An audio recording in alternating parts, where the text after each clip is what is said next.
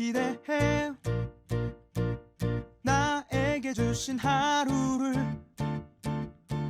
때론 피곤하고 일어나기 싫고 널 깨우는 알람 소리에 짜증도 나겠지만 안녕하세요. 오늘도 푸른 말씀 김호영 전도사입니다. 주무시지 않고 나를 지키셨네. 오늘을 나에게 주셨네. 새 말씀 안에 주가 주신 사랑과 은혜와 능력. 오늘 우리가 나눌 말씀은 창세기 45장 5절에서 8절 말씀입니다. 당신들이 나를 이곳에 팔았다고 해서 근심하지 마소서. 한탄하지 마소서. 하나님이 생명을 구하시려고 나를 당신들보다 먼저 보내셨나이다. 이 땅에 2년 동안 흉년이 들었으나 아직 5년은 밭갈이도 못하고 추수도 못할지라. 하나님이 큰 구원으로 당신들의 생명을 보존하고 당신들의 후손을 세상에 두시려고 나를 당신들보다 먼저 보내셨나니. 그런즉 나를 이리로 보낸 이는 당신들이 아니요 하나님이시라. 하나님이 나를 바로에게 아버지로 삼으시고 그 온 집의 주로 삼으시며 애굽 온 땅의 통치자로 삼으셨나이다. 아멘. 좋은 아침입니다. 여러분은 뭔가 포장을 해보신 적이 있으십니까? 우리가 선물 포장을 하다 보면 좀 알맹이에 비해서 과하게 한다거나 아니면 잘못 포장할 때가 있습니다.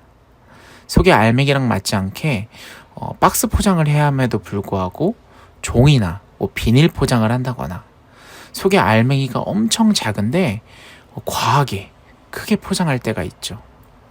꼭 물건을 포장할 때만 잘못하는 것은 아닙니다.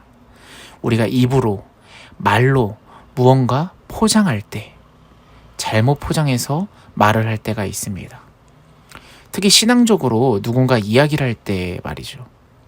이런 분들 주변에 있지 않습니까?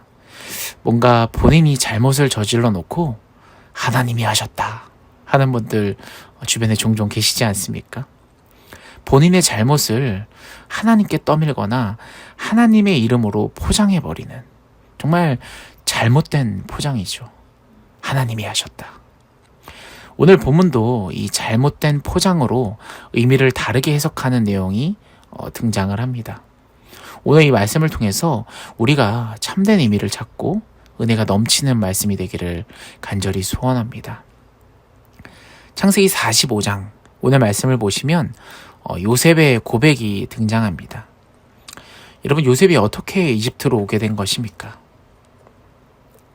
바로 그의 형들이 노예로 요셉을 팔았기 때문입니다. 그러나 오늘 본문에 보시면 형들에 대한 시험을 마친 이 요셉은 이제 형제들에게 자신의 정체를 밝히면서 자신이 이집트에 온 이유를 다음과 같이 오늘 본문에서 말하고 있습니다.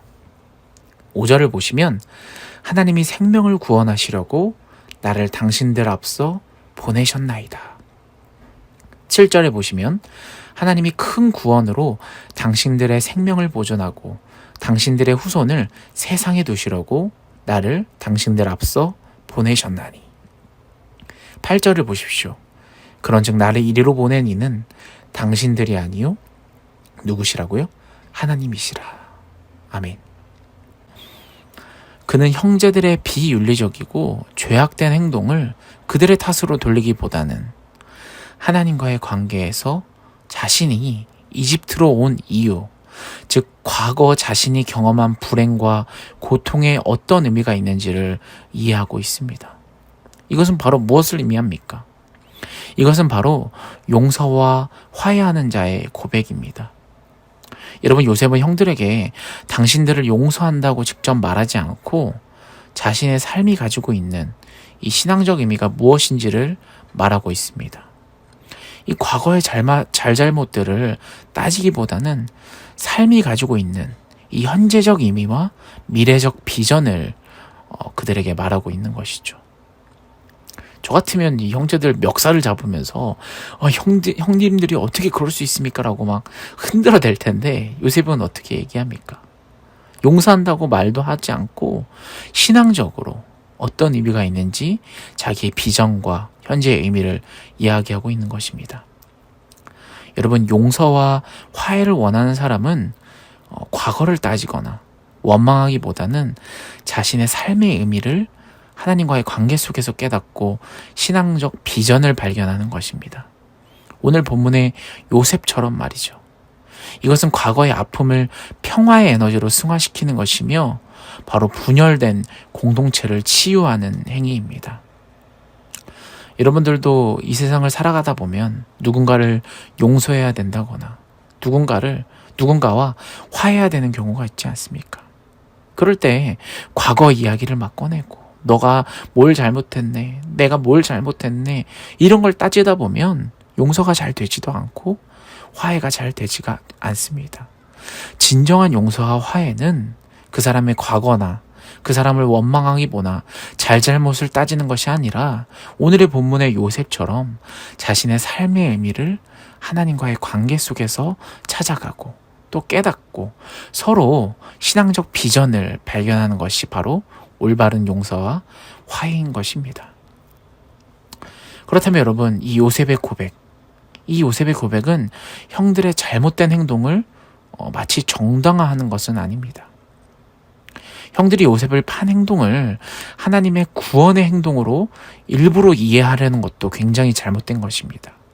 마치 형들이 요셉을 팔아버린 것은 하나님이 구원하시려는 이 역사의 한 부분이다. 하나님께서 하셨다.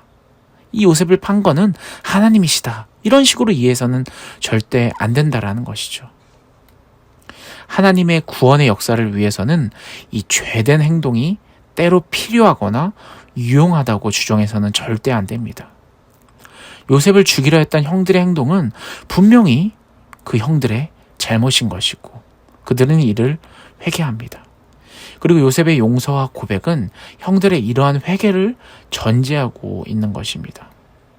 이 요셉의 고백은 생명을 구원하시려는 이 하나님의 신비를 나타내는 데 초점이 맞춰 있는 것이지 마치 이 생명을 구원하기 위해서 하나님께서 요셉을 팔아 넘기셨다. 마치 이 죄를 하나님의 이름으로 정당화하는 것이 절대 아니라는 것이죠. 즉 하나님께서는 생명을 제거하려는 형들의 음모를 막으시고 이 죽음의 길에서 요셉을 구원하셨으며 그를 모든 생명을 살리는 도구로 사용하셨다는 것을 나타내고자 했다라는 것입니다. 따라서 로마서 8장 28절에 하나님을 사랑하는 자, 곧 그로 부르심을 입은 자들에게는 모든이 협력하여 선을 이루라 라는 이 바울의 가르침이 모든 잘못을 정당화시켜주지 않는 것처럼 이 오늘의 본문의 요셉의 고백도 형들의 죄악의 필요성이나 유용성을 의미하지 않는 것입니다. 사랑하는 여러분, 여러분들도 이 세상을 살아가면서 무언가 잘못을 했거나 또 무언가 실수를 했거나 누군가와 싸우거나 다투거나 할 때 이 모든 일들이 하나님의 계획하심이라고 포장하면서 또 이 모든 일들이 하나님의 뜻이라고 포장하면서 잘못된 포장을 하고 있지 않는지 여러분들을 돌아봤으면 좋겠습니다. 마치 본인의 잘못을 하나님께 떠넘기고 하나님께서 마치 죄를 지으시는 분처럼 포장하고 있지 않은지 우리의 모습을 반성했으면 좋겠습니다. 오늘 본문의 이 요셉을 판 행동 역시 하나님의 구원의 행동의 일부로 이해하려고 하면 안 됩니다. 하나님께서는 생명을 구하시는 하나님이시고 또 하나님의 신비를 나타내시는 하나님이십니다. 또 형들의 음모를 막으시는 하나님이시고 죽음의 길에서 요셉을 구원하시는 모든 생명을 살리시는 하나님이십니다. 오늘 이 하루를 살아가시면서 자신의 이 포장된 잘못된 포장들을 하나님 앞에 철저히 무릎 꿇으며 오직 하나님의 은혜를 높이며 또 하나님을 높이며 살아가는 저와 여러분이 되기를 간절히 소원합니다. 우리 같이 기도하겠습니다.